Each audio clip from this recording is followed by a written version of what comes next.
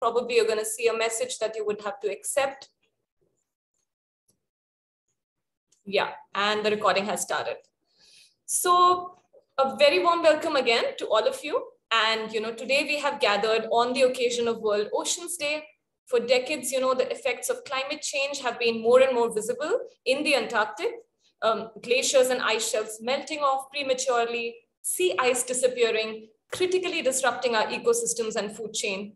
And a 50-year-old treaty prohibiting any kind of resource exploitation in Antarctica ends in 2041.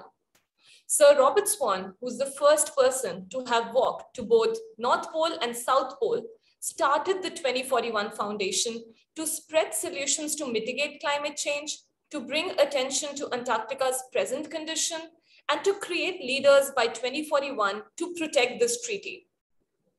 Now, a 150-person team was selected based on their core sustainability mission and work to embark upon a very special journey to Antarctica in March 2022.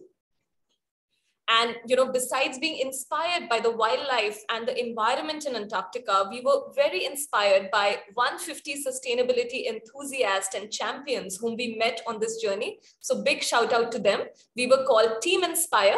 And today, some of us from Team India are here to share with you our experience and have a dialogue with you on how we can join hands together for climate action and be a part of a solution. It's my pleasure to introduce you to the team and speakers of today's session. So we have with us today, starting with myself, I'm Rosita. I'm heading the solutions mapping role at UNDP India. We have with us today Varun, who's the Undersecretary in Ministry of Finance.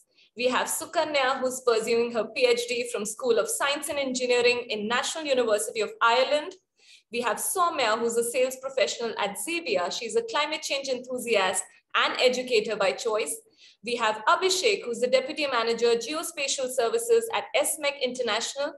We have Sanskriti, who's a mountaineering enthusiast. She's a strategy and operations professional and also the incoming MBA candidate at INSEAD.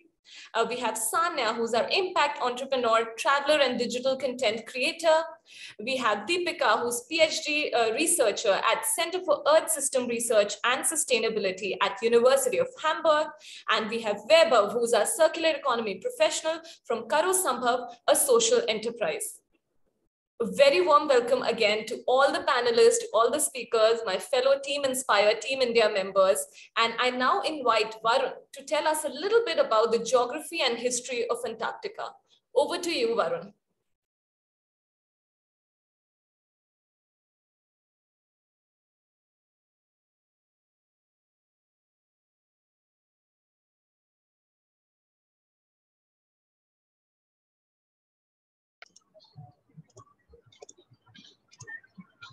Am I audible, guys? Yes. Yeah, hi. So thank you, Rosita, for that beautiful introduction. And a very good evening, good morning to all of you, for those of us joining from different parts of the globe.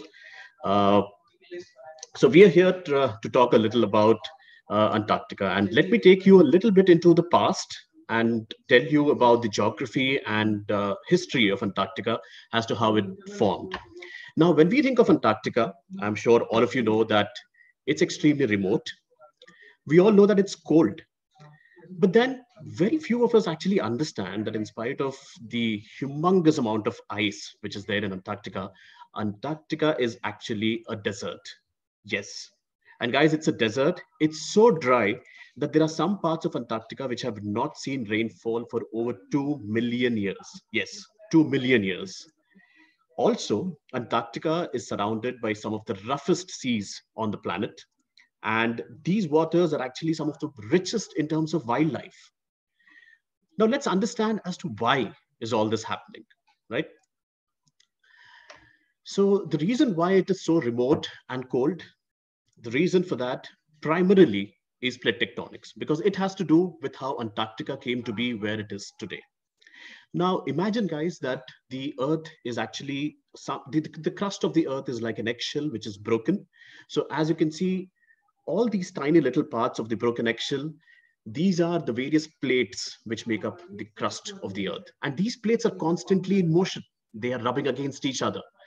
Resultantly, what you have seen today, or the continents where they haven't been at their place in the past. So the continents are constantly moving, and as this illustration shows, a supercontinent breaking up into multiple tiny pieces and then spreading across, and that's how continents ended up where they are as we see them today. In fact, in the next illustration, guys, if you this in this one, if you see the portion in white, that is Antarctica. 800 million years ago, Antarctica was somewhere close to the equator. It saw climate just as we see today in the tropics. And it was just around 70 million years ago that Antarctica actually came to be in its current position.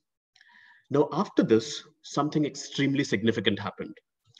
34 million years ago, South America and Tasmania, these two broke up from the mainland Antarctica, and effectively Antarctica became cut off, and it came to be surrounded by an absolutely uninterrupted body of water.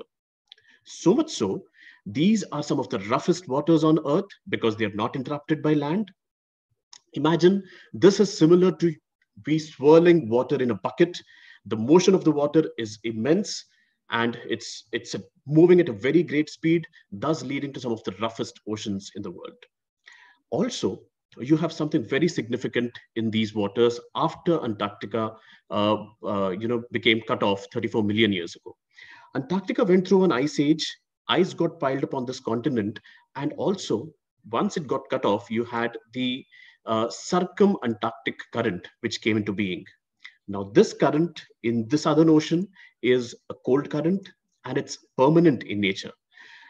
As a result of its permanency for over a million years, this has had a desiccating effect and in turn sucking away any sort of moisture which is entering towards the continent, and in turn has turned Antarctica into an absolutely barren desert.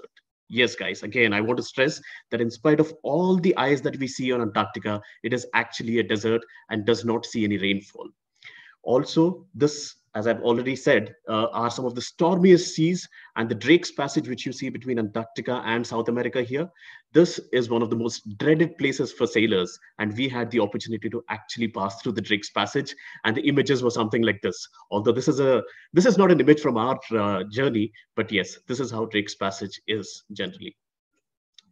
Now, the cold waters in the Southern Ocean meet the warm waters coming from the equator, and the convergence zone is, leads to upwelling and some of the most nutrient-rich zones in the world, and that is why you have some of the greatest forms of wildlife which we can see around Antarctica. They are the greatest feeding grounds. Climatologically, also, the current and the resultant wind patterns which develop. In fact, the cold continent of Antarctica and the current are self-sustaining. It acts like a permanent generator, which is circulating nutrients across the globe. It's nourishing the oceans all over the world. And the global wind patterns and the ocean currents, and also the climate across the globe as a result, is now controlled by Antarctica. So, well, Antarctica may be remote and it may be cold, but guys, what I want to stress upon is that Antarctica is extremely crucial for the very survival of humanity on this planet. Now, we have established that Antarctica is cold and it's remote. To take you further and tell you what is the amount of ice in Antarctica and what is happening to it, I'll now pass the baton to Abhishek. Abhishek, over to you. Thank you, Varun. So now that you guys have understood a bit about geography of Antarctica and why Antarctica is so cold, so let's hit some facts about Antarctica. So Antarctica is the fifth largest continent in the world. It covers approximately 14.2 million square kilometer of area. Just to connect, it's 4.5 times the size of India. Imagine how big it is. Antarctica also holds the world's lowest temperature that has been ever recorded, which is minus 89.2 degrees Celsius. But on an average, the temperature ranges from minus 10 degrees Celsius at the coast to minus 60 degrees Celsius in the interior. That's why there's no permanent human population in Antarctica also. So Antarctica also holds 90% of Earth's ice, with around 70% of Earth's fresh water. Imagine how much ice it has, right? So just to look at how much ice does it has, let's look at this heat map. Now, in this heat map, we can see that Antarctica has more than 4 kilometers of ice thickness. And if you just take a quick glance also of this map, of this heat map, you can understand that most of the Antarctica region has more than 2,500 meters of ice thickness. Now, imagine this much ice, and this much ice which is currently on Antarctica is melting at much faster rate. Now, since 1992 to 2018, Antarctica has lost approximately 2,700 gigatons of ice that has turned into water. Now, it's difficult to imagine how much that is. Just to give you a perspective, imagine that you have one Olympic-sized swimming pool, which holds approximately 2,500 tons of water. And for every 1 second, Antarctica is losing 3 times the mass of the swimming pool. And for every 40 hours, Antarctica is losing 1 billion tons of ice. So now if I bring back to the chart, you can understand how much ice that has been turned into water. So over the past 30 years, as of 2022, Antarctica has lost 3 trillion tons of ice that has turned into water. I guess most of you guys would have answered 3 trillion tons in our poll. So that's the answer, my guys. It's 3 trillion tons of ice. Now, what does it matter, like turning this ice into water? And what effect does it have? To understand that, let's understand the difference between Antarctic and Arctic. Antarctic is in the southern portion, the South Pole, and Arctic is on the North Pole. But the major difference between Antarctic and Arctic is the Antarctic is an ice on land. On the other hand, Arctic is a floating sea ice. Now, why does that make difference, right? Like being floating ice or being ice on land. So let me demonstrate. Imagine that I have a cup of water. And now, once I put an ice cube in it and mark the level of water, and most of the misconception that people will think that as soon as the ice starts melting, the water level will change or either overflow. But that's not going to happen. The ice cube takes the exact amount of space to fill that volume once it's turned into water. Now, that is why the Arctic, which is floating sea ice, when that melts, there won't be any sea level rise. Although there will be a climate change effect because of that. But on the other hand, Antarctica is an ice on land. So now you can understand that amount of ice, the 3 trillion tons of ice that has been melted in the last 30 years, it's the additional water that has been dumped into the water. Now, imagine that Antarctica, Greenland, and all the glaciers around the world, mountain glaciers and everything, all the ice, if that turns into water and it's being dumped into the ocean, what is going to happen? So scientists estimate that there would be a sea level rise of approximately 70 meters, around 230 feet. Now, if that happens, this is how UK and Ireland will look like. This is how Australia will look like. And this is how India will look like, with no coastal region and Bangladesh completely wiped out from the face of the earth. And in the end, Antarctic, this is how the Antarctica will look like, with no ice, nothing in it. So this is how the land will look like. Now, something should be there to protect this, right? We are in a very urgency. We can understand that what is going to happen if this much amount of ice is being turned into water. To protect Antarctica, there's only one thing. That's called Antarctic Treaty.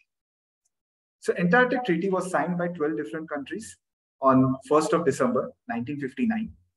And it stated that whatever is covering below the 60 degrees south of latitude will be covered under this Antarctic Treaty. And as of 2015, 54 nations have signed this treaty.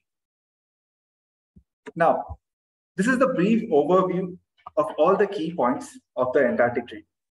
So basically, the treaty makes sure that Antarctica is reserved for just science and peace, with no mineral or mining exploration or radioactive or nuclear activities are allowed in and around Antarctica. But the most important thing about this treaty is it's going to expire on 2048 and will be open for negotiation in 2041. What it means is that in less than 20 years, these countries will come together and decide the fate of this continent. They might change the condition of the treaty, which might no longer preserve this Antarctica. So now you can see that why Antarctica is so important. So in the coming sections, my other fellow panelists will talk about climate change, wildlife, and the solution. But before that, let us take you to Antarctica. Give you some glimpses of beautiful landscape of Antarctica, which we witness. So sit back and relax and enjoy this short movie. Over to you, Sudha. Thank you so much. Thank you so much, Varun and Abhishek, for telling us, so many interesting details about this truly unique continent. We hope that everybody enjoyed that. And now for the video. So somebody please do unmute and tell me if the video is working fine, right? So Weber, please do that. So I'm just sharing my screen now.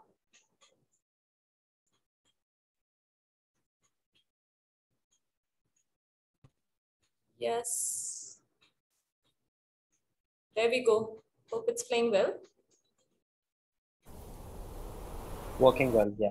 Okay.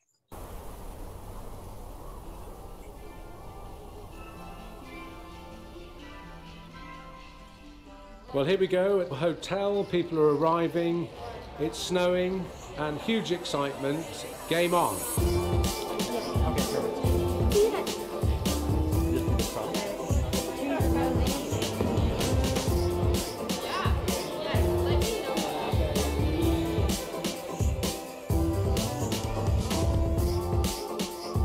Antarctica! Antarctica! Yes!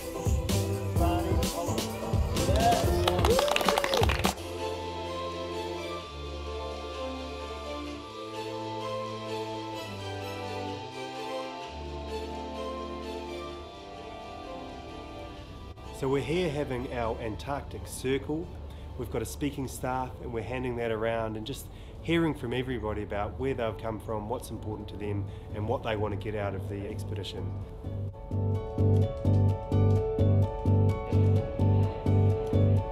Team Inspire, Team Inspire, Team Inspire. It's my role to keep you safe.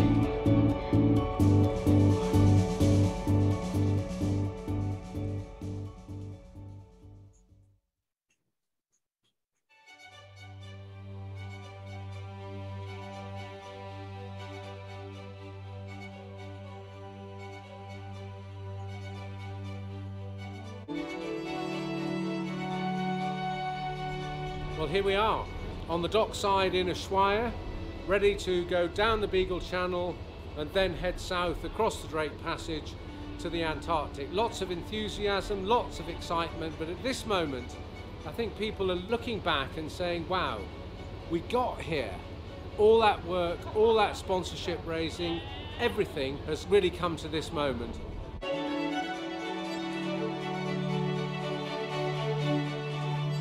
We all are so happy to be on board after all this time waiting for this trip. It feels like a dream. We're just so excited for the next stage.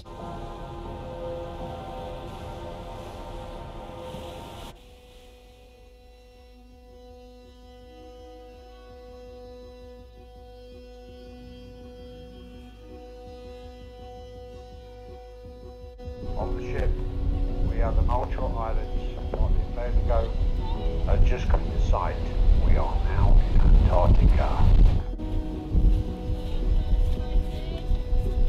That's so exciting! I've never felt so cold in my entire life. Welcome to the Antarctica.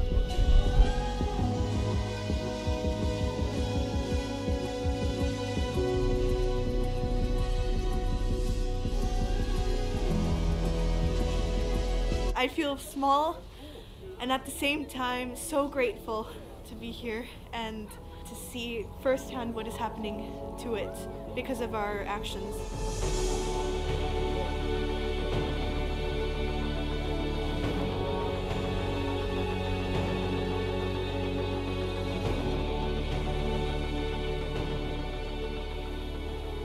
Oh, it was too cloudy earlier, and now out of nowhere this view came up. So it's very unpredictable, but that's what Antarctica is all about, right? It's unpredictable, it's beautiful, and it's mind-blowing.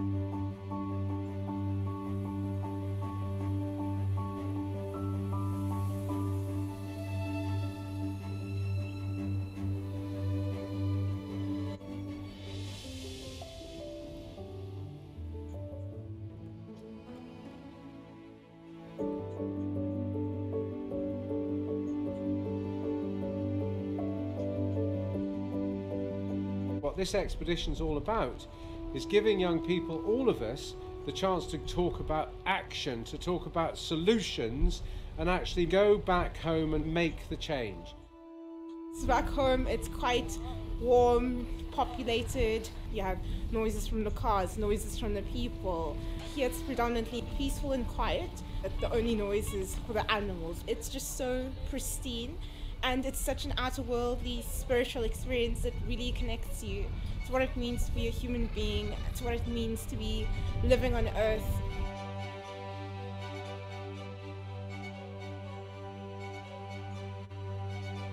We are here at Deception Island. I think it's important that we realise what we're capable of doing. Way back in the 1850s through to the 1930s, we were down here slaughtering whales, seals, and here is an example of what could happen in the future.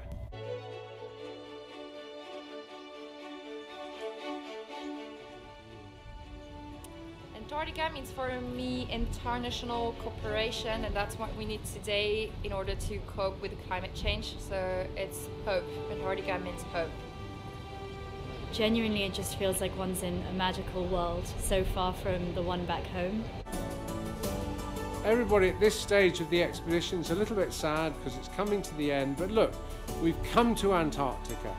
We've taken so much in inspiration from the continent, inspiration from each other, and this is not the end of the expedition. This is the beginning of the expedition. Go home and become champions and ambassadors to show future generations that we actually care.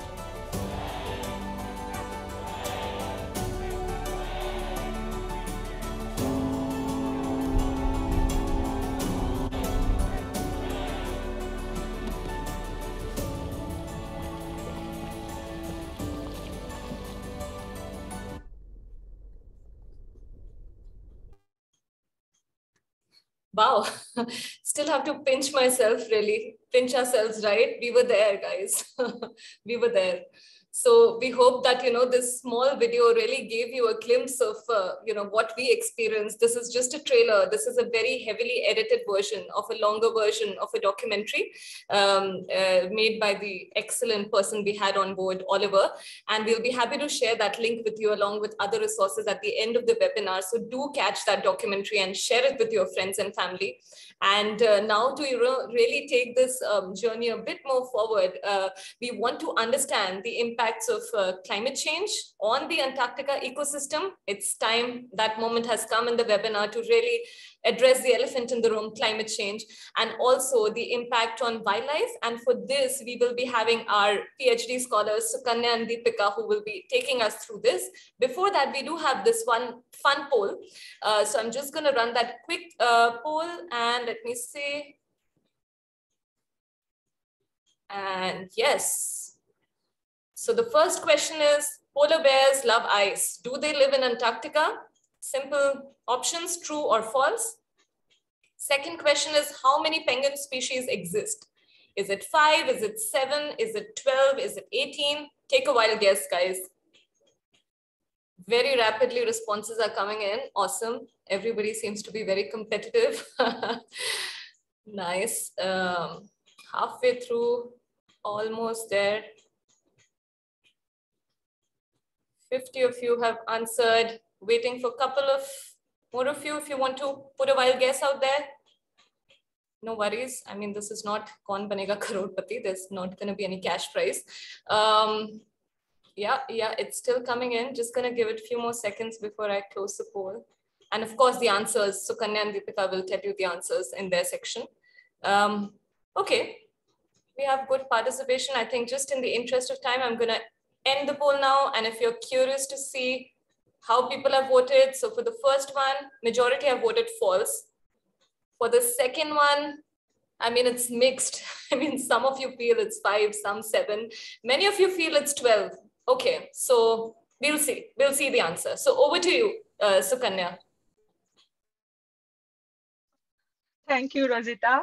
And sorry, first of all, I'd like to apologize to all that, after watching that brilliant video, we all had goosebumps. We all were smiling ear to ear. And now I'm bringing you to the serious stuff. So sorry for that. But okay, so now that you have seen, like have quite a bit of an idea of what went on while we were there, let's have an overlook of the landing sites where we actually went to.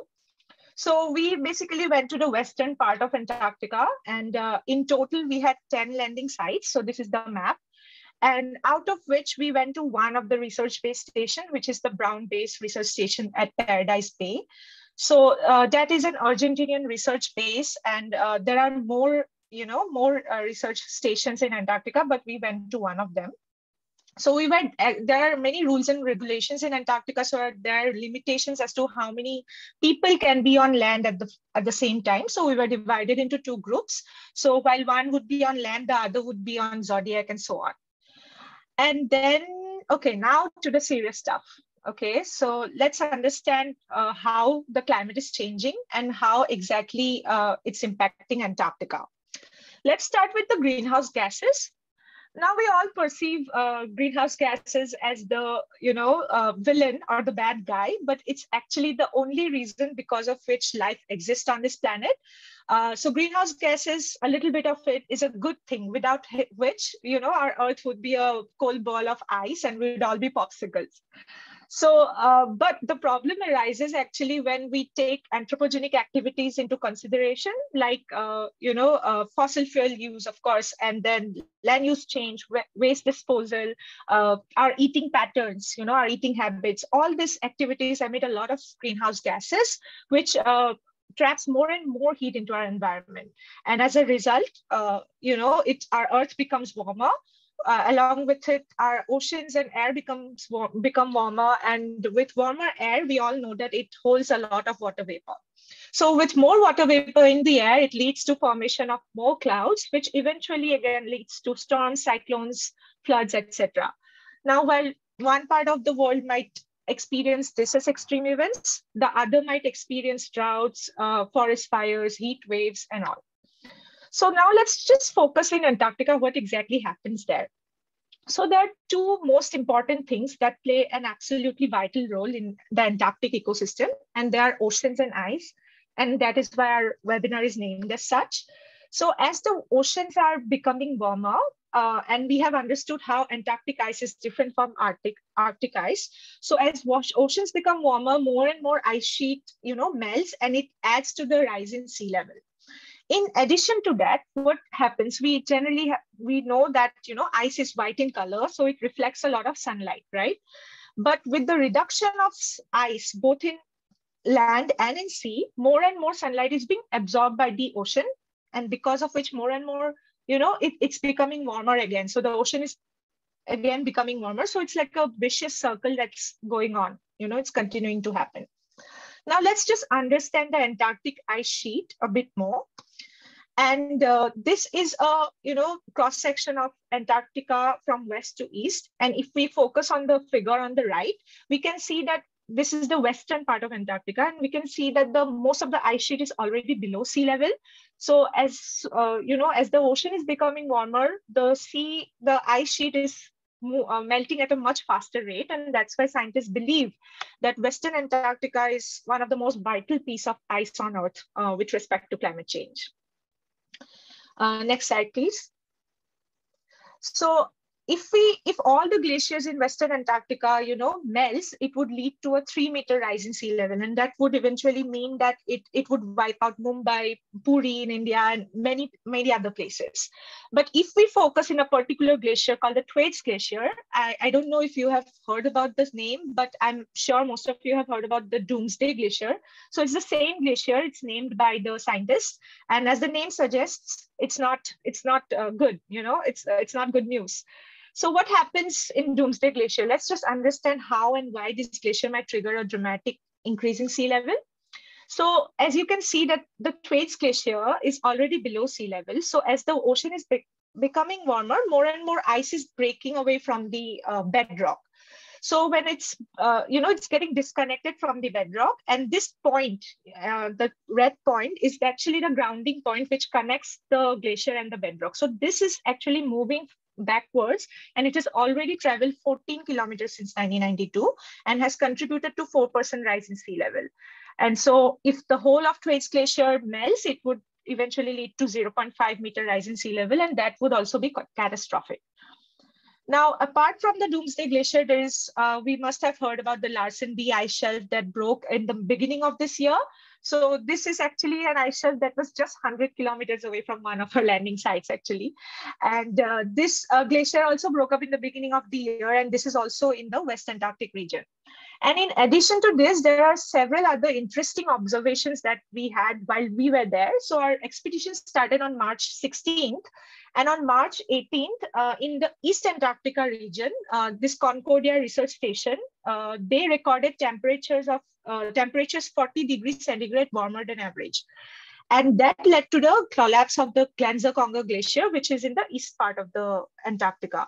Now, scientists have believed that Eastern Antarctic region is actually quite stable, and it would take centuries to see the effects of climate change there because, the ice shelf there is above sea level, as I have told you earlier. But we have been proven wrong because on 21st of March, while we were there, this happened, And apart from that, where we went in the West Antarctic region, we observed a lot of rainfall events. And as Varun has mentioned, that Antarctica is a desert, and there are areas where we haven't seen rainfall for the last 2 million years. But while we were there, we saw unusual high rainfall amount there. And that also has a significant impact on its wildlife. In addition, we interacted with our expedition leaders who told us about the sea ice decline. There is a massive sea ice decline over the years. Now, there are warning signs all over. And we have learned that, Antarctic climate actually decides the fate of the climate of the world. And we also have learned from this expedition that Antarctica should not be taken for granted. We cannot take it for granted. And I know I'm sorry to bring you all the bad news. And I know that most of you are interested in the wildlife part of the section and what we experienced. And we all think that Antarctic wildlife is mostly limited to penguins, but there is so much more to it.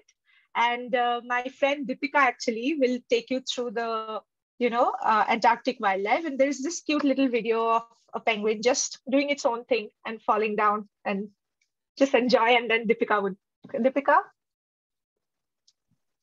Thank you, Sukanya, for such great insights. And thank you all of you for joining us today. And now moving on to the Antarctic wildlife, like Sukanya said, this actually is true that most of us associate the Antarctic wildlife with just penguins, but it really is much more than that. It is so much rich and so much diverse and just wonderful. Now, let me take you all through some facts here. So you have to bear with me. Sorry to break this news, but there are no polar bears in Antarctica. They only live in the Arctic region. But there are 18 penguin species in the world, and out of those, 5 live in Antarctica. And we were fortunate enough to come across 3 of them, the Adelies, the gentoos, the chinstraps, but we mainly saw the gentoos. Apart from that, there are 6 seal species in the region. And out of those, we saw 4 of them, the crab eater, the leopard, the Weddell seals, and the fur seals. And out of 4 whale species that live in Antarctica, we mostly spotted 2 of them, the humpback and the minke whales, other than many other native species of seabirds like the famous albatross. Now I have to be honest here, it was truly an amazing experience witnessing wildlife from so close. And it actually brought back childhood memories when we used to watch Discovery and National Geographic for hours. But unfortunately, their existence is being threatened. And in the upcoming slides, we will know how. Next slide, please. Yeah, so coming to krill are small crustaceans. They are like minute shrimp-like creatures. And as you can already see in the picture on the left, the Antarctic wildlife is all dependent on krill. So another interesting fact here is that their estimated biomass in the Southern Ocean is 300 to 500 million tons, but their availability is getting threatened by 2 of the main concerning issues in the region. So now, firstly, if we talk about climate change, krill are fragile specimens, and since they could only survive in a narrow temperature range, they are at a higher risk given the changes in their underwater environment and sea ice. And secondly, unfortunately, a lot of commercial unsustainable overfishing is taking place in the region. And the reason behind this is that the krill products are found to be more effective in delivering omega-3 fatty acids, which are linked to improved heart and human health in humans. And now the cumulative impacts of climate change and krill overfishing are leading to decline in krill population, with already visible impacts in the region on the wildlife. Next slide, please. Okay, so now just like us, no living being enjoys living in harsh changing climatic conditions that they are not used to before. So now if we talk about penguins, during our many excursion landings, we saw huge colonies of penguins.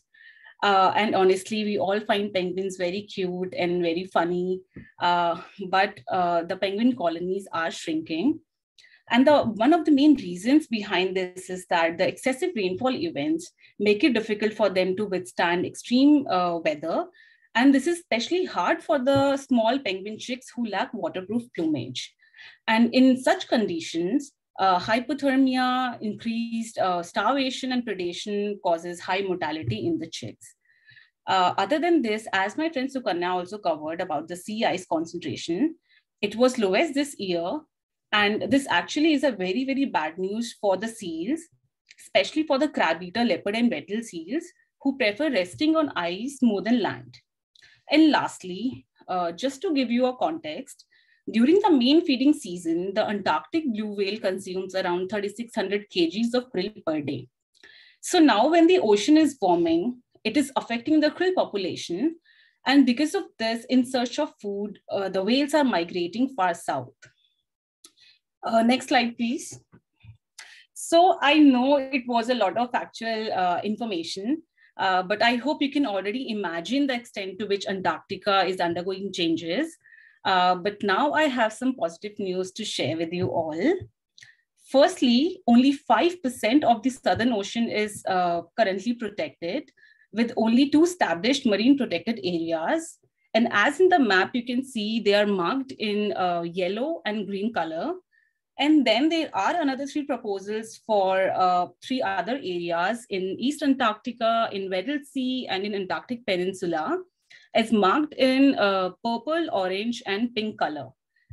And then secondly, there has been a ban on heavy fuel vessels in the region to avoid any future possibilities of oil spills. And lastly, and the most important, as you already saw in the video before, that back in the days, commercial hunting activities led to the huge extinction of the whale species in Antarctica. And roughly over 1.3 million whales were killed. But again, thanks to treaties and conventions like International Whaling Commission that banned commercial whaling in Antarctica in 1986. And because of this, the whale populations have been recovering ever since in the region.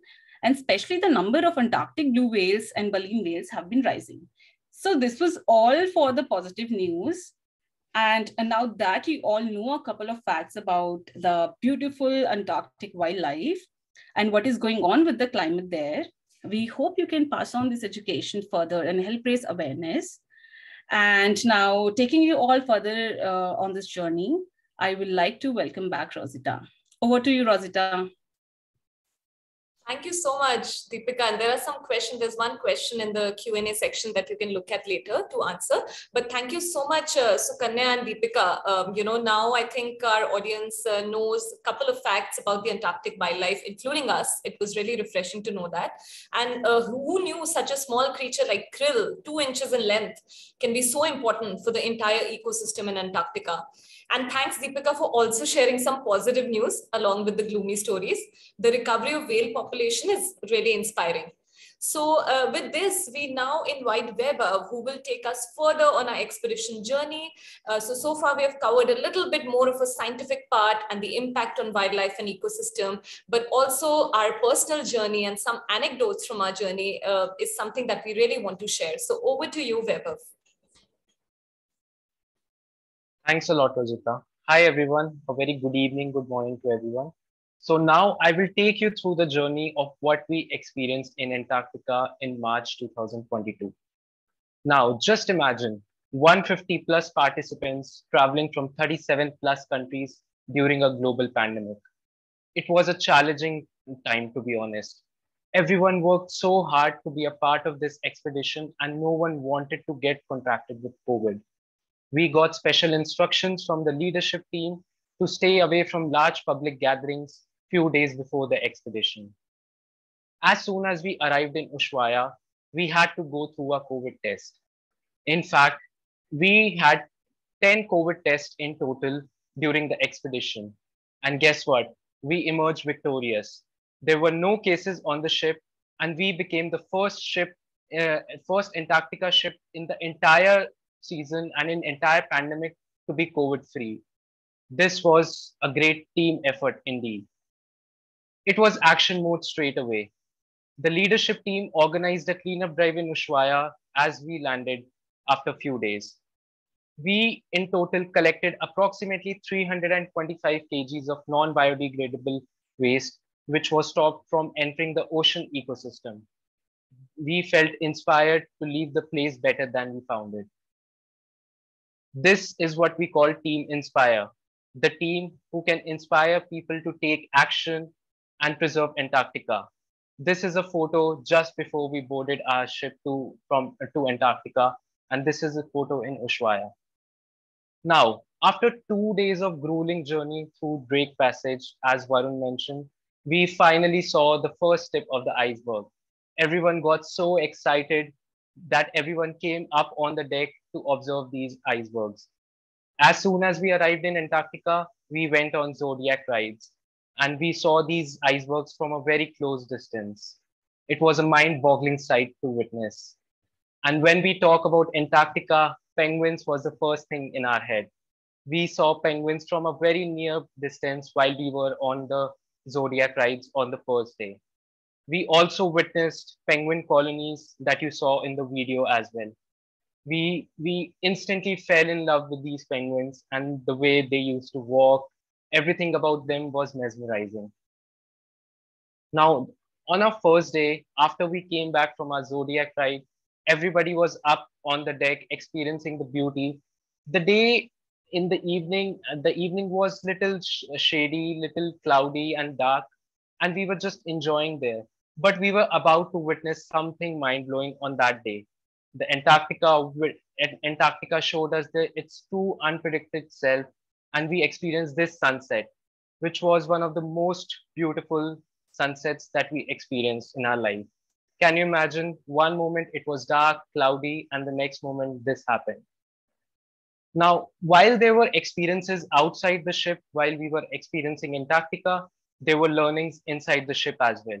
The Leadership on the Edge program unfolded itself with the sessions on leadership journey, climate science, public speaking, and there were, with 150 people on the ship, there were a lot of peer-to-peer learnings as well.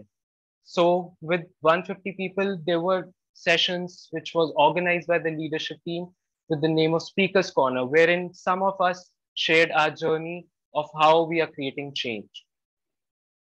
There were also sessions by the leadership team and the Antarctic Expedition team, wherein they shared their in-depth knowledge about Antarctic specific sessions. There were sessions on wildlife, there were sessions on history about Antarctica, and there were sessions on the weather that we were experiencing on a day-to-day basis during the Antarctic expedition. Now, in total, we made 10 landings, as Varun mentioned, and Sukanya mentioned, sorry. So we made 10 landings, and one of those was Brown Station. It's a research station of Argentina. In total, there are 70 research stations in Antarctica, which is managed by 29 countries, and it represents all the continents on the planet. While the research station was closed, we got to understand the life of the scientists who used to live there, and we hiked up on the glacier. It was not all fun and happy side of Antarctica. We got to witness the dark side of it through our visit to Michelson Harbor. In this photo, you can see whale bones lying here on the Michelson Harbor. which shows that how prevalent the whaling industry was in late 18th century and early 19th century. Later, we went to Whalers Bay at the Deception Island. It was another place that shook us from the core. It's an active volcanic island where a lot of active whale hunting used to happen in the late 18th century and early 19th century. It happened to such an extent that whale population came down by 99% and it was at a brink of extinction. The ruined machines that you see here the whales used to get boiled and the whale oil was extracted from them. And these whale oils were used for lighting electricity and lubricating the machine. But after Thomas Edison invented electricity, these practices stopped. This shows that how technology can play a huge role in our fight against climate change. Now, the best part about this expedition was we were on a ship that uses 60% less energy as compared to other ships in the industry. We were traveling in the most sustainable ship, and the practices that were adopted in the ship were also sustainable. There were water refilling stations everywhere so that our consumption of plastic bottles or any other plastic material got reduced. But nonetheless, there were carbon emissions from the expedition, and the leadership team was proactive in calculating it. So in total, we generated 252 tons of carbon dioxide through this expedition, which comes up to 1.45 tons of carbon dioxide per person. Now, again, the leadership team was proactive in ensuring that we offset more carbon than we generated. So they offsetted in projects that basically offset 513 tons of carbon through various carbon capture techniques and forest conservation. So this made this expedition a carbon negative expedition. And in total, we had a fulfilling feeling after this, after we experienced Antarctica. So this was the photo story that I wanted to share with you all. I hope you enjoyed it. Thank you. Over to you, Rosita.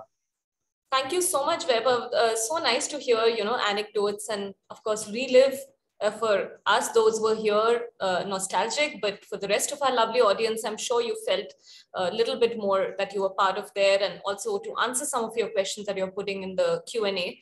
I hope you got the responses. So now that we have covered a lot of ground, we have learned about the history and geography of Antarctica, learned about the science of climate change and the impacts that are happening on the Antarctic wildlife and ecosystem. We now come to a very important moment in this webinar. The last section of the webinar before we open to Q&A is how can we be part of the solution? Many of you have also asked questions through your registration forms. What are some of the practical steps we can take in our lives? Where should our efforts be focused on for climate action? And for this reason, we have created this section in our webinar. And I would now like to invite Sanskriti, Soumya, and Sanya, who will tell us more about this, and starting with Sanskriti. So over to you, Sanskriti. Thanks, Rosita. And hello, everyone. Thank you so much for joining us today. As Rosita said, I also loved revisiting all the memories and seeing the images that my friends just shared. It brought back a lot of nostalgia. Even though through these images, Antarctica may seem like a distant land, as we know, risks of climate change are interconnected and impact all of us. In fact, a majority of us are in India right now, and have personally experienced large parts of our country facing extreme heat waves, which are getting harder and harder to bear. Climate change is a human-made problem, but as we have seen, there's still hope as we hold the key to solving it. Next slide, please. As someone who's not working full-time in sustainability, I have always wondered, how much of a difference can my individual action make to our planet? Do I have a role to play in climate action? And through this expedition, I learned that while technological innovations and infrastructural solutions will play the most important role in meeting our climate targets, individual action can and must be used to complement and boost them. So post the expedition, all of us participants brainstormed and committed to taking various actions individually and collectively.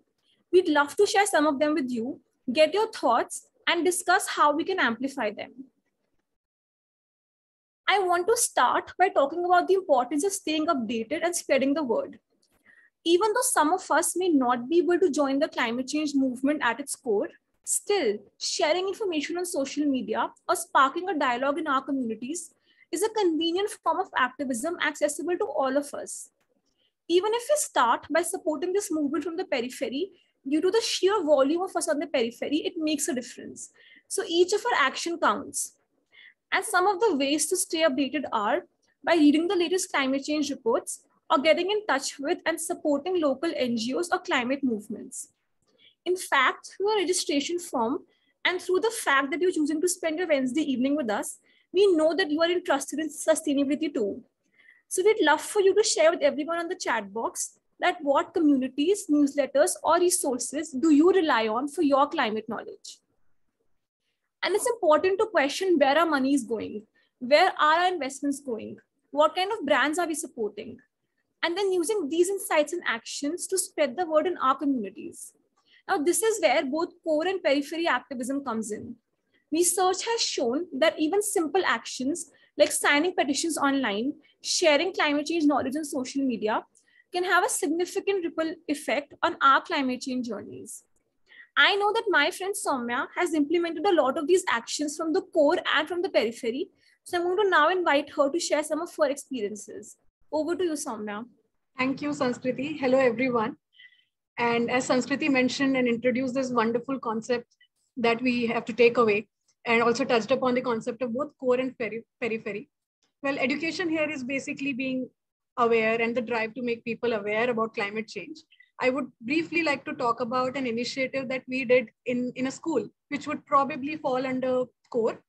The pictures here are from multiple schools across India. The picture on the left, this particular picture is from a municipal school in Junnar, Maharashtra, rural India. We did a workshop here on design thinking and climate action. We can see the kids on the left writing down a list of what all they carry to school that's not considered eco-friendly and probably can be replaced. They also came up with challenges that they face every day. You know, being in rural India, sometimes they have to face power outage and maybe water shortage, and they came up with their solutions in their own creative way. You know, while this was done with an association with school and educational institutions, you can also start maybe within your community, the society that you live in, your workplace, your friends and family. It's just about educating whoever you can. If you are willing to do something similar, write down your questions if you have any, and I will also post my email ID. And I and my team would be happy to assist and facilitate this wherever you are. And together we can make more people aware. We will now also touch upon community and business actions that we can take. And once I would like to invite Sanya here to take us through that. Over to you, Sanya. Thank you so much, Sanskriti and Soumya. I'm sure our audience today would have found these tips extremely insightful.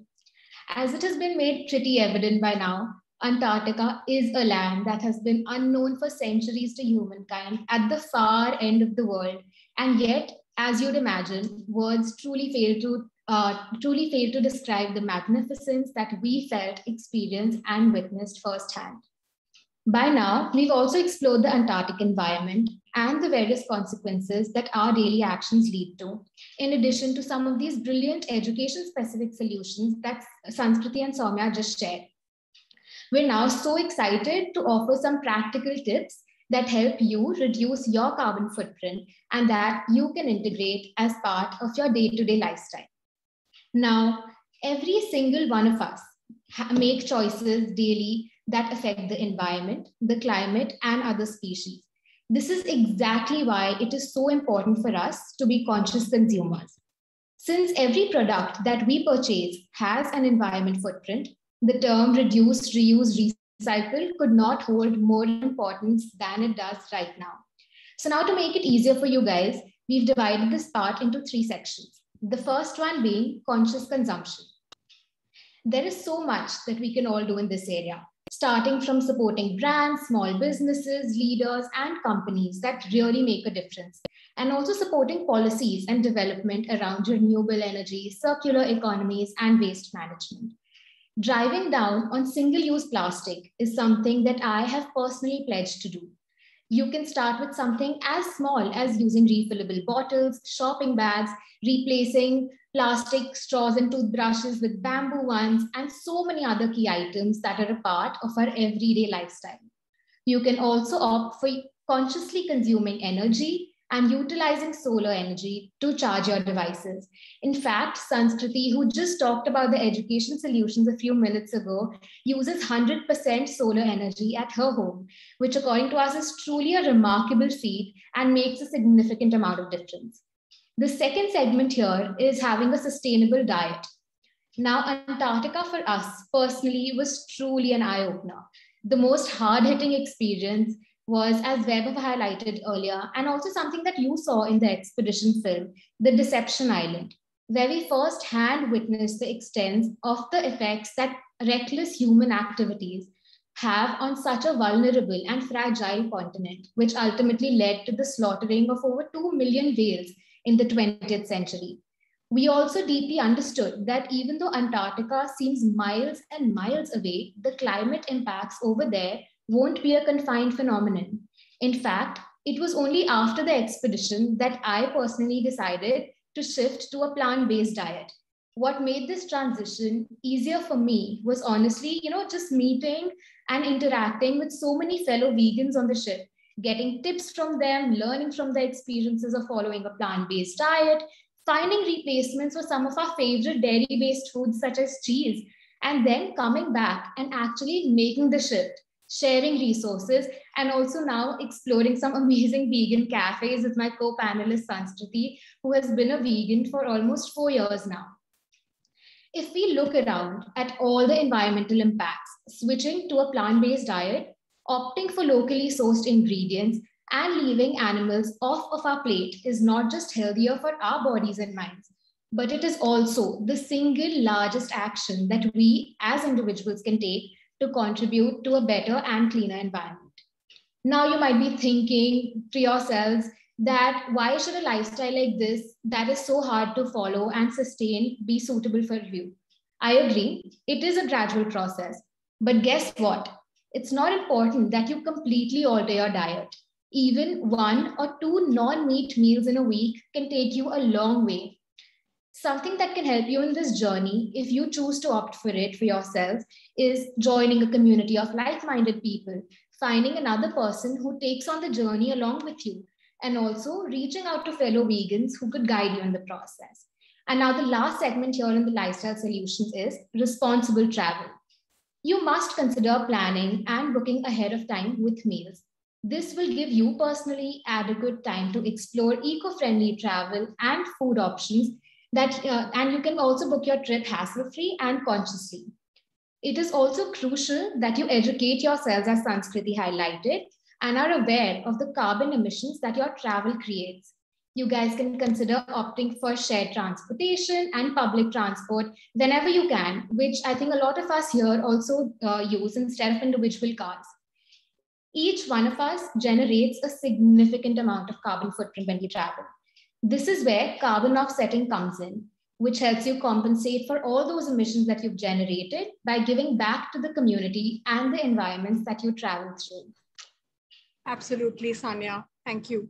And I just want to add, while we speak about responsible travel, something we should also be mindful of is how we are leaving the ecosystem we visit. Speaking of Antarctica, we ensured that we did not disturb the natural ecosystem. We got our gears checked before, our cameras, our jackets, everything. After a visit, before and after, we got our shoes sanitized to ensure that no foreign element is left behind in such a fragile ecosystem. In fact, we had to be careful of where we walk, mindful of some of the vegetation that grew there because it takes decades and decades to grow, and wildlife that depends on it. Now, I'm sure there are multiple ecosystems that are fragile where you reside. Speaking of India, we have Leh Ladakh, the Himalayas, our national parks that are quite tourism heavy. But our activities have resulted in, slowly killing and disruption of these ecosystems. The trash has increased at an alarming rate, and governments have now started initiating carry me back schemes so that encouraging the climbers and the travelers to carry back their trash to their place of residence where it can be properly disposed and recycled. So just in a nutshell, ensure that you leave a place cleaner than how you found it. Be cognizant of the fact that how much water and natural resource that you are using there as compared to how you would say live in your city or place of residence regularly. And once again, we will talk more on these collective actions. Sanya, if you would like to take us through the more on community and business solutions. Okay, next slide. Okay.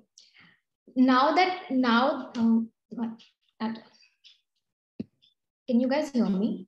Yes, we can. Okay. Okay. Now there's one key learning that all of us have taken away from our return from the white continent was collective action. We are all at the front lines of the climate crisis, and it is crucial for us to step up, cultivate compassion, and take ownership by letting every word and action of ours positively impact the world. This is why collective action and global unity are key elements that will help us stride through all of these challenges that we mentioned, specifically the climate crisis that is so big and that it can get intensely overwhelming for all of us to wrap our minds around.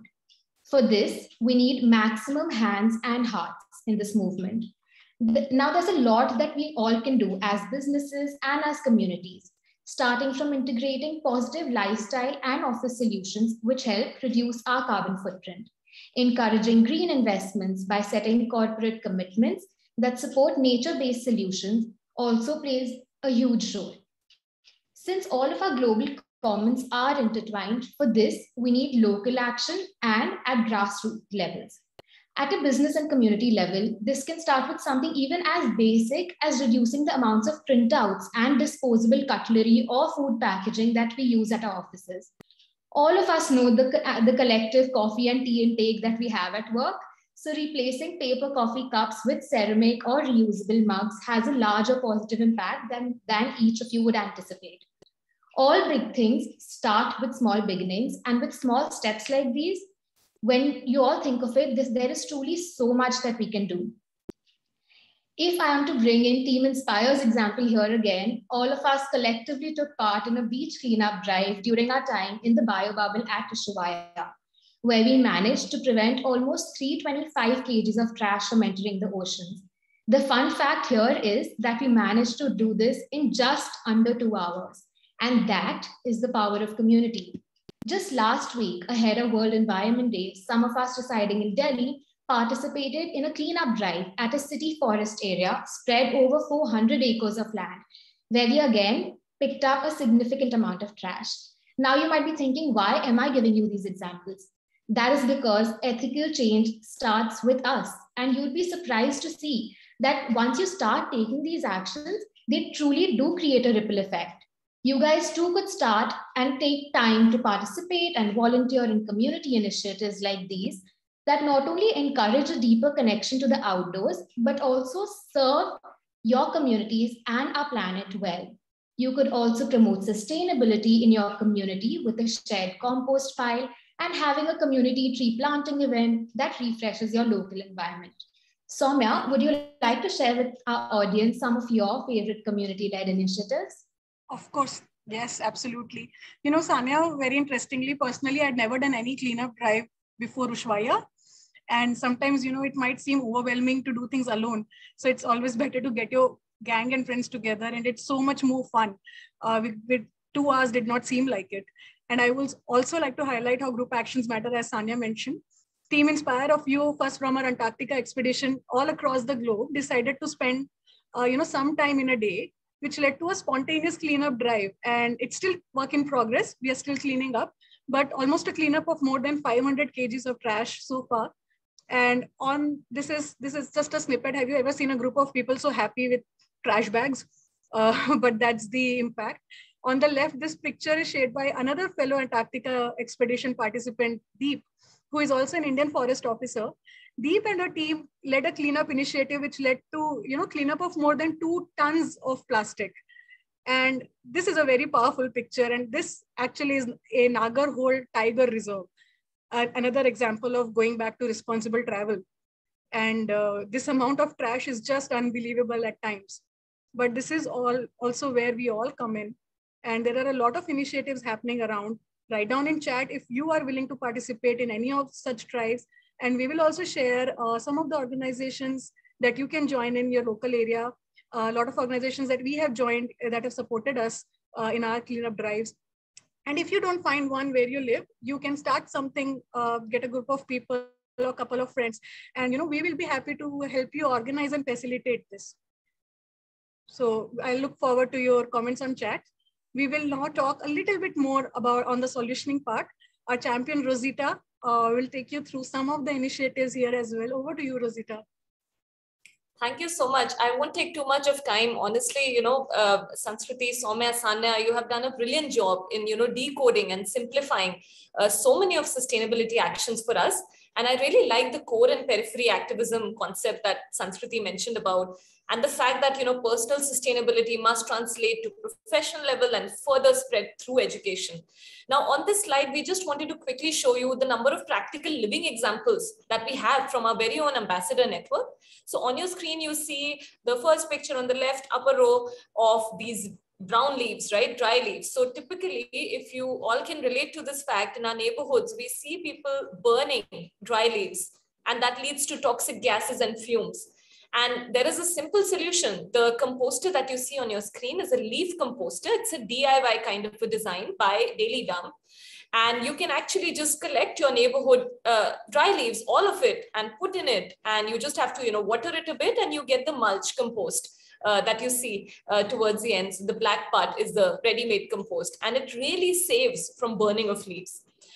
Solar chargers for charging your phone, something as simple as that can help us in reducing a little bit of our energy footprint.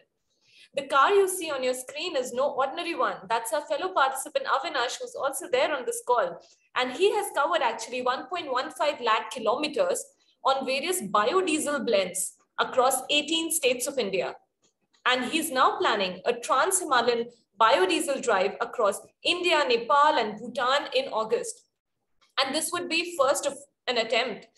And meanwhile, on your screen, you see our youngest champ from India, Vishnu, who's just graduating from school. And he started this very inspiring cycling campaign from Bangalore to Mysore before the expedition started. And now he's undertaking a number of steps since he's back. He's speaking to his school, his communities in Bangalore to spread the message of sustainability. So we can see a blend of solutions here, from lifestyle to education to business. What Sanskriti, Soumya, and Sanya were telling us, it's important to have the blend of everything. And yeah, I mean, these are something that we have been crowdsourcing.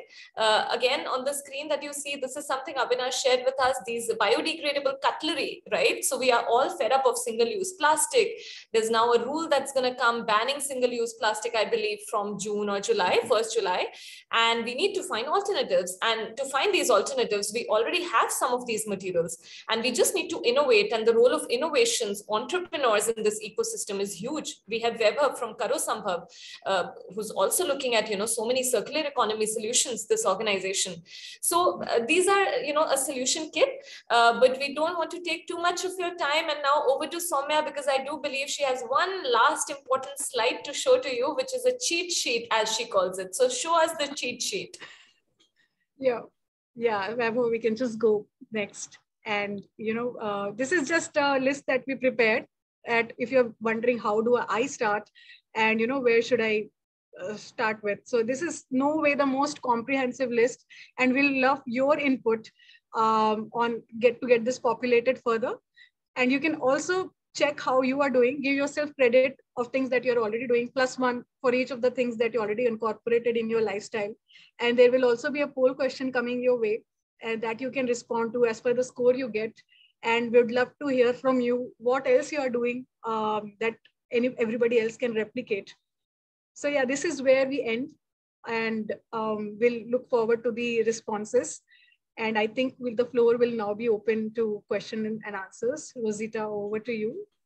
Right, and if you can keep it on the, we'll leave that cheat sheet, so that people can look into it. So and if we you do want you to, if you have any questions in any of the boxes here, please feel free to ask. We'll be happy to clarify. Right. So while you're really looking at the cheat sheet, I mean, we do encourage you. I also did that scoring for myself, by the way. I'll put it in the poll. But do calculate your score. We're putting up that poll soon.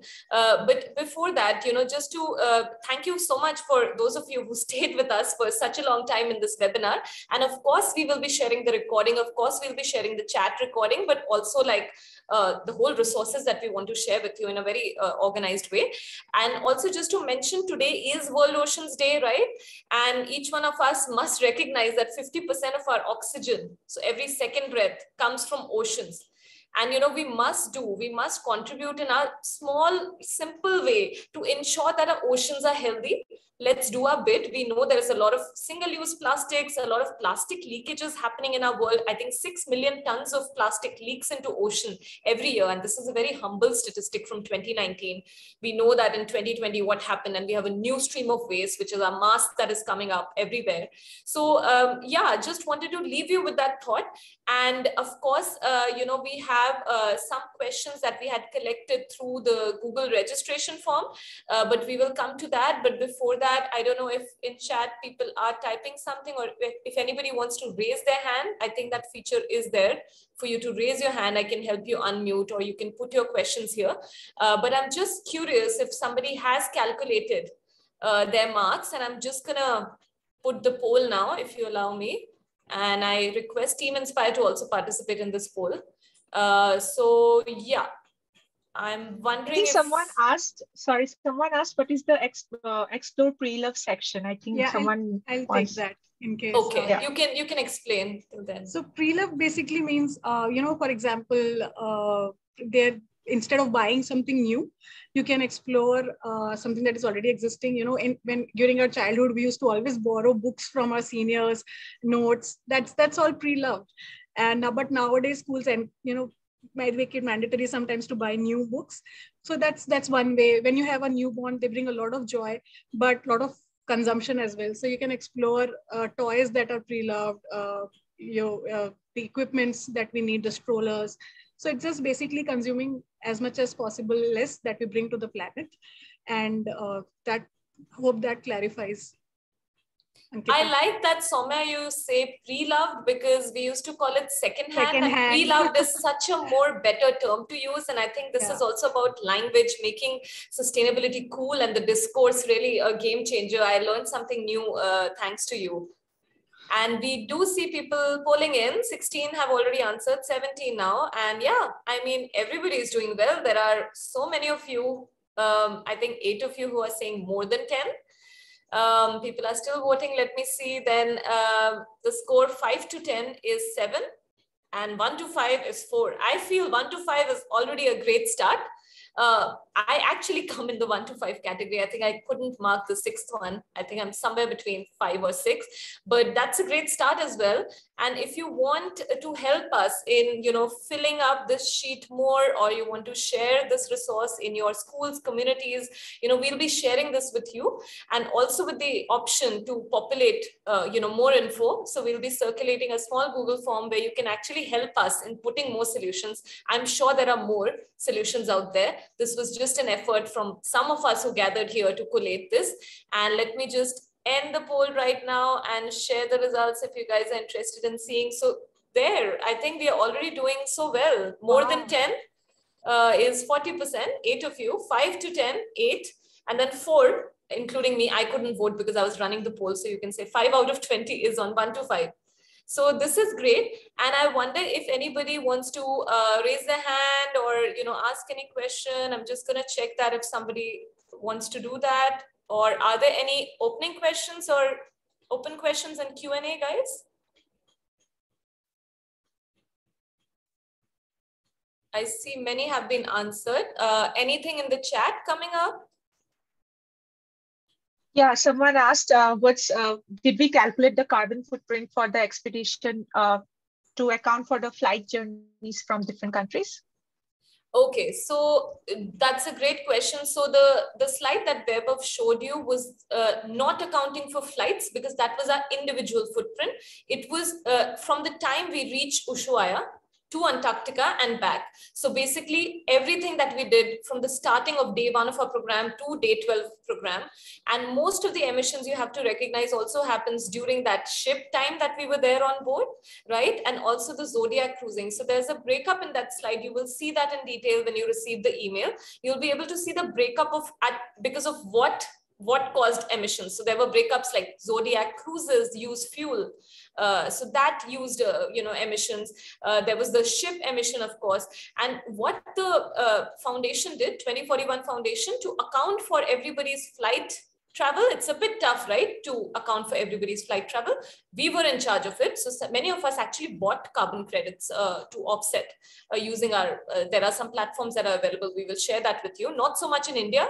We found a disparity there. There were a lot of global platforms. We hope more come up in India. But what the foundation did, they actually offsetted twice what we emitted as a group. So we emitted around 251 tons. And you see in that slide, around 500 tons were offsetted. So they did double that amount, to answer your question. Any other questions, or anybody is raising a hand? Anybody wants to unmute? Avinash is there. Avinash, do you want to come off mute and speak a little bit about what you're doing with your biodiesel journey? Okay, somebody was raising hand and now it's down. Okay, wait, I cannot spot that. Okay. I'm just gonna, sorry, this is moderator stuff. I know Ritika. Okay, Ritika, you go first and then Avinash, I'll invite you. Sure. So first of all, amazing presentation by you all to have shared your experience. So my question is more related to your expedition. What's in store for all of you after this expedition? I know you gave a glimpse of your journey from education awareness point of view. What next is in store? And also, does this expedition happen next year as well? And how can one apply for it? I'm gonna start with Varun if you want to take up the question first, and then others can pitch in. Yeah. Hi, Ritika. Thanks for that question. So, a lot of us actually went with an open slate, if I have to call it, because we were yearning to learn from this. We were sure that there are things that we're going to come back with. Now, certain things were pre-decided in the sense that we wanted to take up certain initiatives through the network of individuals. Those of us, in fact, we were 4 of us from the government, from the services on this expedition. So we intend to come back and take up certain initiatives, help the governments, in its initiatives in the sphere of climate change, and being in the government, we wanted to spread the word about Antarctica because it's something which is very little that is talked about. This is apart from the individual initiatives that we have now started, be it something as basic as cleanup drives, to being a part of certain larger initiatives, larger projects which the 2141 Foundation is taking up. So it's been a mix of different initiatives which are coming together. So we are proceeding on those lines, partly in our own work sphere and certain individual areas that we are focusing upon. Some of the others, like Soumya, is going to talk about her journey in the education sphere. So I'll now invite the others to share their opinion on this.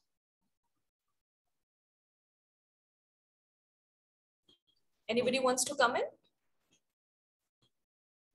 I think mine's mostly covered, Ritika. I work in the private sector, but it's something I'm passionate about. Kids need to know from the beginning that aware about climate action change. We were not taught like this when we were in school. We had a very pretty thin subject called EVS. So that's somewhere I'm focusing at. And everybody else has different interests and they are all working towards different spheres. Vaibhav can speak more on, Rosita, everybody else is working on something or the other. I think this is the perfect opportunity to bring in Avinash as well. Avinash, I think, I hope you can unmute now and speak about what you're doing with your biodiesel journey. That's super, super inspiring. I think Avinash messaged that he is on he's a speaker on another webinar. So I don't know. Okay.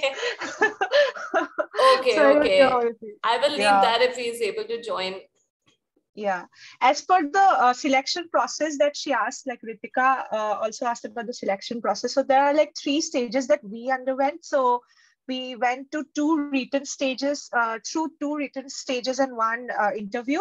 So I don't know if that would be the same for the next expedition, but this is basically like there is a thorough selection process because, otherwise, I have been asked, like I'm sure many of the people who already went to the expedition, they were asked for their applications while, thinking that they might be able to copy the answers or things like that, which is not really a good way to go, because the expedition members, they also make sure that you are respectful of the environment and you have the basic connection with nature. You think that you are one with nature, so you have to be very respectful. So we also are trained accordingly in Ushuaia before we just go to Antarctica.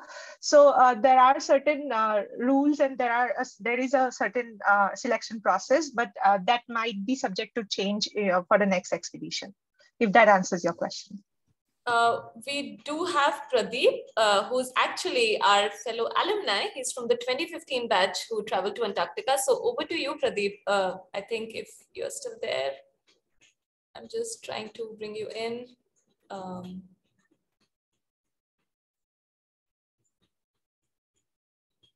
Pradeep, are you there?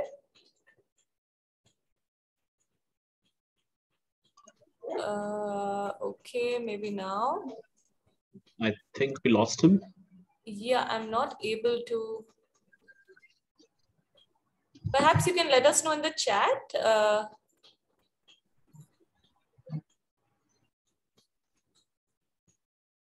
Also, I think we received certain questions before, so we can answer them if others don't have any questions. I'm just checking if anybody else's hand is up. Anybody else wants to come in from the audience? Okay, Pradeep is back. Yes, Pradeep. Hey, hi. Can you hear me? Yes, we can. Yeah. Good to see the team. I'm so happy to see some familiar faces, Vaibhav and Samskriti. So I'm an alumni of 2016 expedition. I think I did help few people here, but every year I get people recommended. I'll not take much time on that, but it's so happy the way people came together and did this wonderful, wonderful presentation. Appreciations to all of you. So just I want to share like what happened post expedition in my journey, so that just a quick summary. So I was working in an IT sector before, don't know what I was doing passionately and all, but the expedition, spending time in the continent, spending time with Rob was fantastic. Like it gave me an internal transformation. I tried understanding my footprint better. I thought of like, Gandhiji's words are really important when it comes to climate change. You need to be the change. You need to walk the talk before you do anything. So after coming back from the expedition, the first thing that I did is reduce my footprint in a way like I've reduced meat to start with. Then I gave up meat. I started now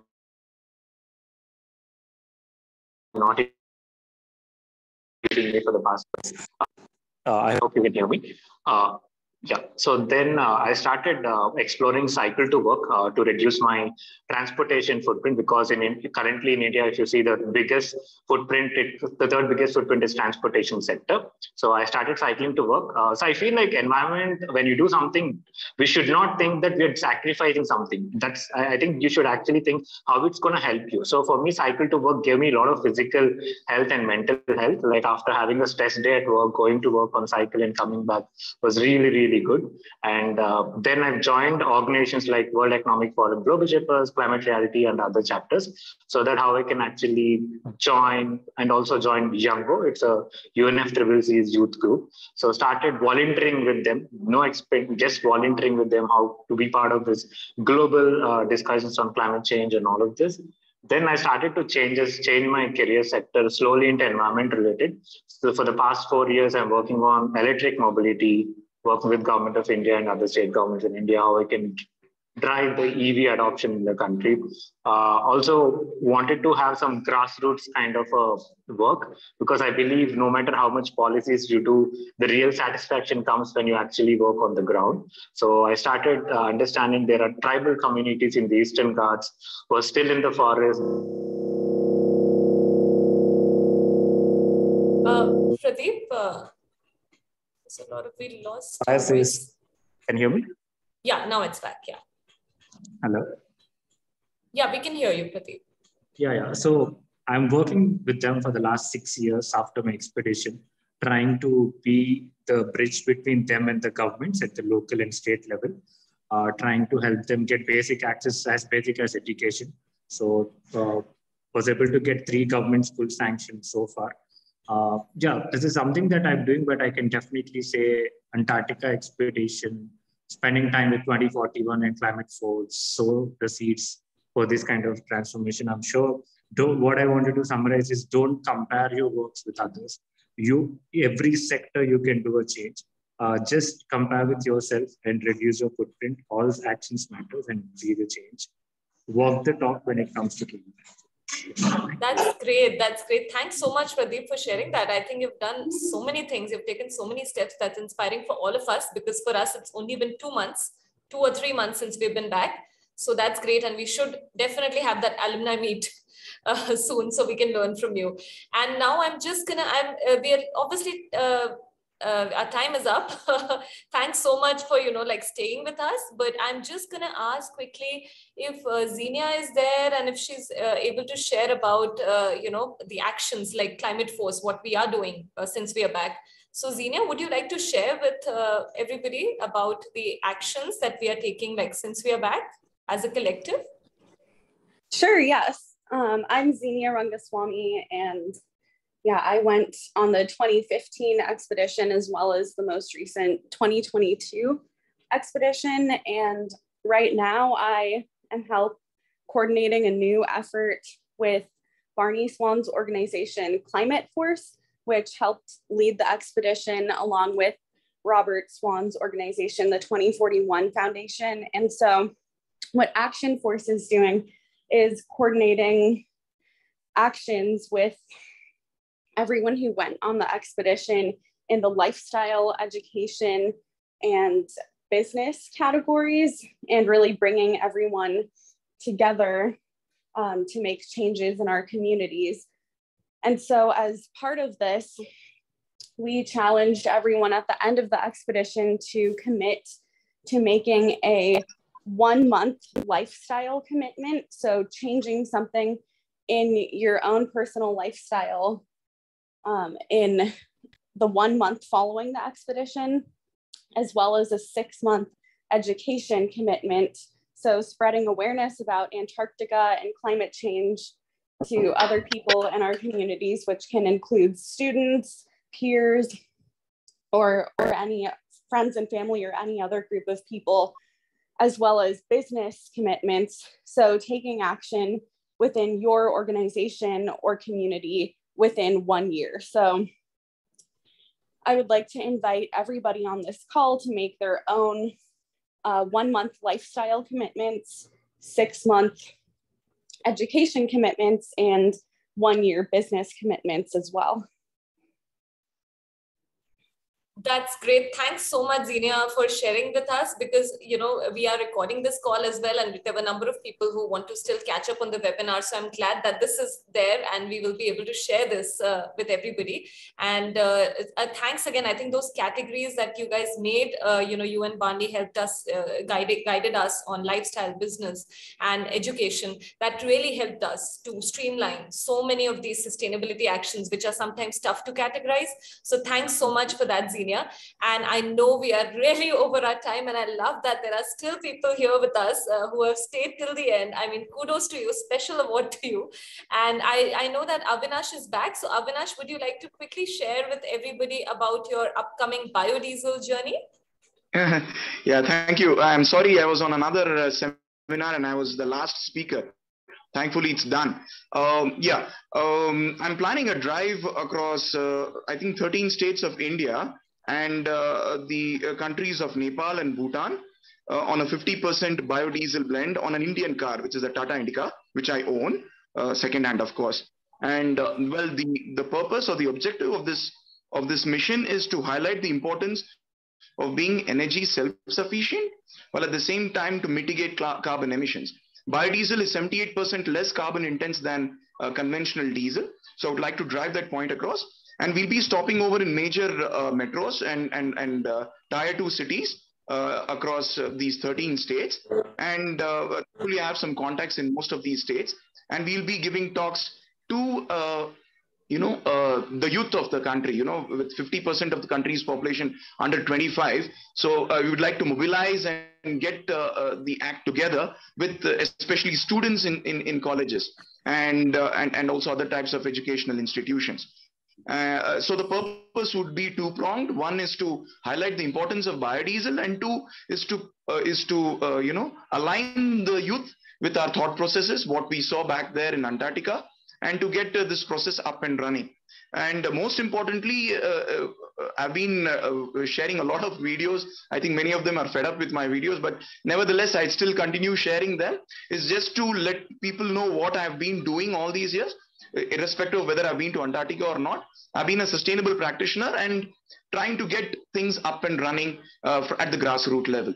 So I mentioned about 30 odd points in the group the other day with Madam Xenia about basic lifestyle changes without any technological intervention, which all of us can do it. All we have to do is just change our mindset, and then things will fall in place. Thank you, Madam Rosita, for giving me an opportunity.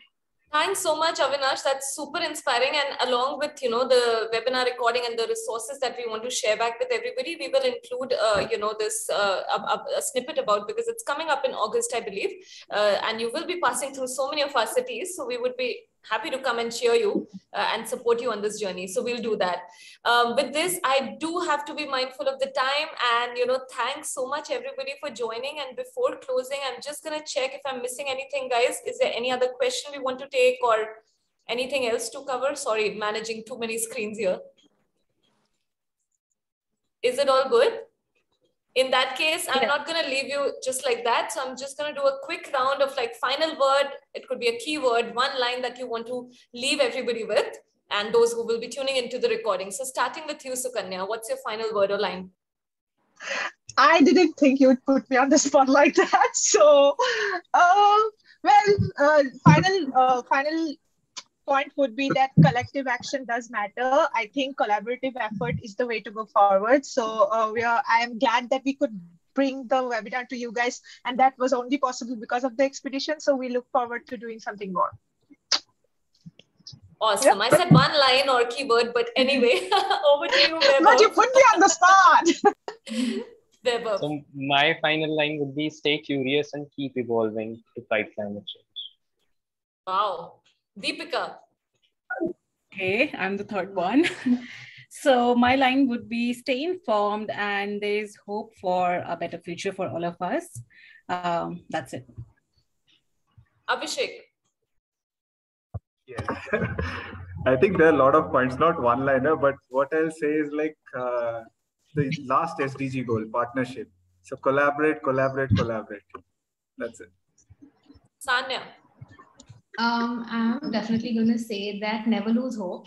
And as Abhishek and Sukanya mentioned, I think just start acting and don't really worry about how big or small your action is, because even an iota of a difference does make a difference. Wonderful. Varun. Well, guys, I would only say that the world is stunningly beautiful, but it's in danger, and the time to act is now. Yep. Perfect. Sanskriti. I think building on everyone else's point, I would like to say highlight the importance of community.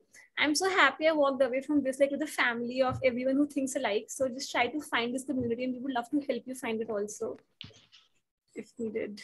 Awesome. Soumya. I think mostly covered by all. I would just say trust your instinct, guys. You got it. You are here.